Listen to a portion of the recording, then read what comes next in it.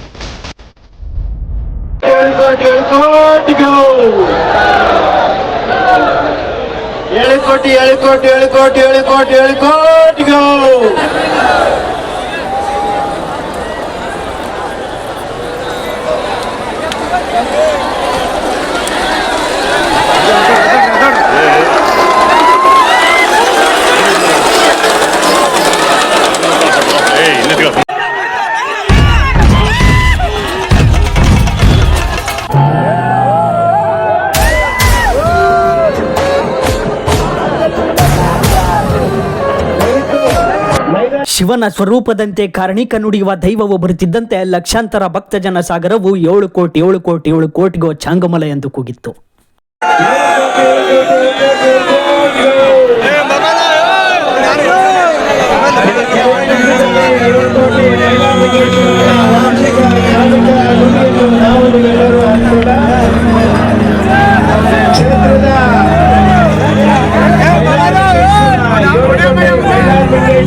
ಆ ಒಂದು ದೈವ ನುಡಿಯನ್ನು ಕೇಳಲು ಲಕ್ಷಾಂತರ ಭಕ್ತಜನ ಸಾಗರವು ಕುತೂಹಲದಿಂದ ಕಾದಿತ್ತು. ಕೊನೆಗೂ ದೈವವು ಕಾರ್ಣಿಕವನ್ನು ಸೊಗಸಾಗಿ ನುಡಿದಿತ್ತು.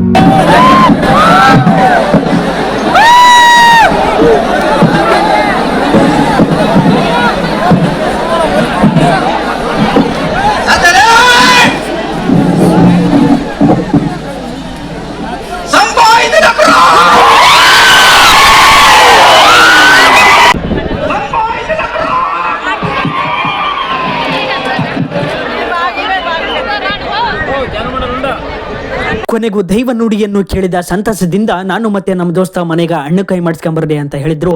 ಅದಕ್ಕೆ ದೇವಸ್ಥಾನ ಹತ್ರ ಬಂದ್ವಿ. ಅಲ್ಲಿ ಕೂಡ ಲಕ್ಷಾಂತರ ಜನ ಸಾಗರವು ದಂಡಾಗಿ ಹರಿದಿತ್ತು.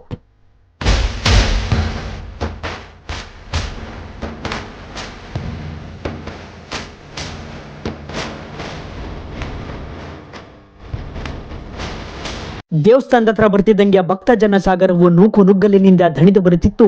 ಅದನ್ನು ನೋಡಿದ ನನ್ನ ಮನವು ಭಕ್ತಿ ಇರಲಿ, ಅಂದ ಭಕ್ತಿಯೂ ಬೇಡ ಎಂದು ಹೇಳಿತ್ತು. ಯಾಕೆ ಹಾಗೆ ಹೇಳಿದೆ ಅಂದ್ರೆ, ಕಾರ್ಣಿಕ ಮುಗಿತು, ಇನ್ನೇನು ರಶ್ ಇರಲ್ಲ ಅನ್ಕೊಂಡು ನಾವು ಅಲ್ಲಿಗೆ ಹೋದ್ವಿ. ಆದ್ರೆ ಅಲ್ಲಿನ ಪರಿಸ್ಥಿತಿ ನೋಡಿ ನಾವು ದಂಗಾದ್ವಿ. ನಾವು ಬರೀ ಇಷ್ಟಕ್ಕೆ ಹೆಂಗ ಅನ್ಕಂತೀವಿ, ಆದ್ರೆ ಶಿವಸ್ವರೂಪಿ ಗುರವಪ್ಪ ಜನವರು ದೈವಕ್ಕಾಗಿ ತಮ್ಮ ಜೀವನವನ್ನೇ ಮುಡುಪಾಗಿಟ್ಟಿರ್ತಾರೆ. ಅಂತೂ ಇಂತೂ ಅಂತ ನೂಕು ನುಗ್ಗಲಲ್ಲಿ ಹಣ್ಣು ಕೈ ಮಾಡಿಸ್ಕೊಂಡ್ ಬಂದಿದ್ದು ಗೆದ್ವಿ ಅನ್ನೋ ಫೀಲ್ ಕೊಟ್ಟಿತ್ತು. ಹಂಗೆ ಬಾಯಾರಿಕೆನೇ ಆಗಿತ್ತು. ನೀರ್ ಕೇಳಿದ್ಕೆ ನಮ್ ದೋಸ್ತ ಜ್ಯೂಸ್ ಕುಡ್ಸಿತ್ತ. ಅದಕ್ಕೆ ದಿಲ್ ಖುಷ್ ಆಗಿತ್ತು. ಕಾರ್ಣಿಕ ಮುಗಿದಿದ್ದು ಒಂದೇ ತಡ ಭಕ್ತ ಜನ ಸಾಗರವೆಲ್ಲ ತಮ್ಮ ಗೂಡು ಸೇರಲು ಗಡಿ ಬಿಡಿಯಿಂದ ನಡೆದಿದ್ರು. ಹಂಗೆ ನಮಗೂ ಕೂಡ ಸರ್ಕಾರಿ ಗಾಡಿಗಳೇ ಬಂದಿದ್ವು.